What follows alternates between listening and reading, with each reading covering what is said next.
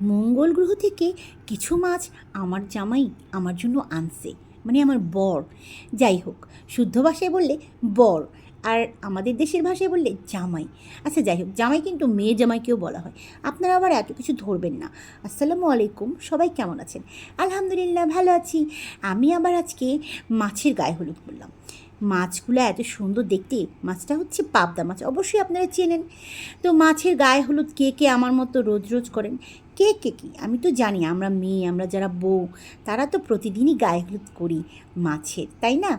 তো এই যে আমার মাছের সুন্দর করে গায়ে হলুদ করা হয়ে গেল। আমি এটাকে খুব ভালো করে গায়ে হলুদটা সেরে তারপর আবার দেখছিলাম কেমন হয়েছে দেখতে। আপনাদেরকে দেখাবো, এটা সুন্দর না হলে হবে? তো যাই হোক, একটা ফ্রাই প্যান গরম করে সেখানে আমি সাদা তেল দিয়ে দিলাম। সাদা তেল মানে সয়াবিন তেল। সয়াবিন তেলটাকে গরম করে তারপর এখানে আমি খুব যত্ন করে আমার এই পাবদা মাছগুলোকে আস্তে আস্তে দিয়ে দিব। কারণ পাবদা মাছ বলে কথা, আবার মঙ্গল গ্রহ থেকে এনেছি, এগুলো তো খুব ইনোসেন্ট। যাই হোক, মাছগুলো কিন্তু দেখতে খুব সুন্দর লাগছে, গায়ে হলুদ করেছি না তাই। তা আপনারা বলেন তো আমার মাছের কালারটা কেমন লাগছে? মাছটা কিন্তু দেখতে খুব সুন্দর হয়েছে, মাশাআল্লাহ। তো এটাকে আমি খুব যত্ন করে আস্তে আস্তে উল্টে পাল্টে নিব, কারণ এটাকে যত্ন না করে উল্টালে সে আবার ভেঙে যায়। তার আবার অনেক অভিমান। মাছের এই পাবদা মাছের কিন্তু অনেক অভিমান, কারণ সে আবার বাইরের কারো কথাবার্তা পছন্দ করে না।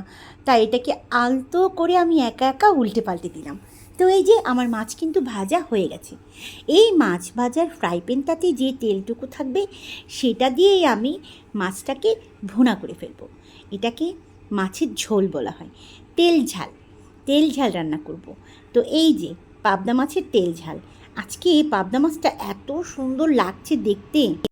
তো এই যে আমার তেল ঝালের জন্য যেইটুকু তেল ছিল সেখানে আমি পেঁয়াজ কুচি দিয়ে দিলাম। পেঁয়াজ কুচিটাকে ভালো করে নেড়ে চেড়ে নিব, যেন মানে কাঁচা কাঁচা যে একটা ফ্লেভার থাকে সেটা চলে যায়। আমি কিন্তু খুব ভালো করে ভেজে নিয়েছি। আর ওই যে গায়ে হলুদের মশলাটুকু রয়ে গিয়েছিল সেইটুকু আমি পেঁয়াজে দিয়ে দিলাম।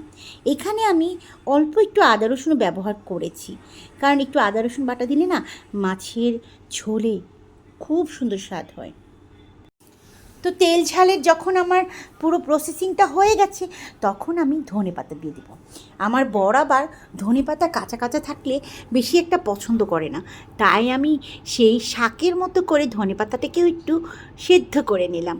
আর এই যে তেল ঝালের যেই পাবদা মাছগুলো সেগুলোকে আমি মাছের মধ্যে দিয়ে দিলাম। তেল ঝালটা কিন্তু খুব মজা হয়েছিল, পাবদা মাছের তেল ঝাল। উফ, এত মজা হয়েছিল। তো এই যে আমার পাবদা মাছ তৈরি হয়ে গেছে, মাশাআল্লাহ। সবাই বলবেন কেমন হয়েছে, আর আমার বাসায় দাওয়াত রইল। ভালো থাকবেন, সুস্থ থাকবেন। আল্লাহ হাফিজ, অনেক ভালোবাসা রইল। আসসালামু আলাইকুম।